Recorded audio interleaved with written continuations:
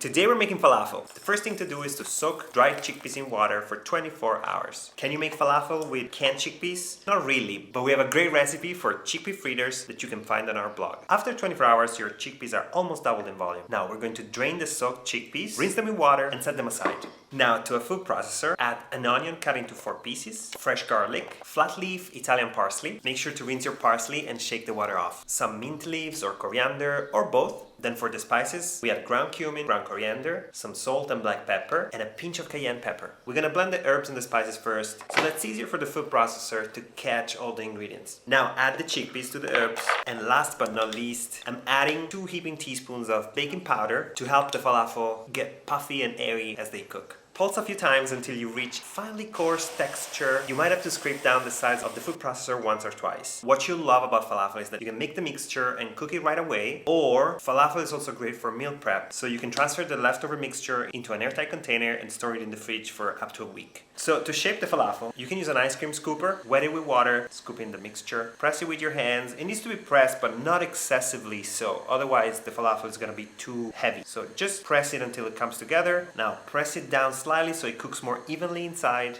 and put it on a baking tray lined with parchment paper. If your mixture crumbles, you can always stir in a little bit of flour or chickpea flour. If you don't have this, you can make falafel with your hands. Wet your hands, take a bit of mixture and shape it into a patty. Just a word of advice, make the falafel a little bit smaller than you think. They're gonna cook better.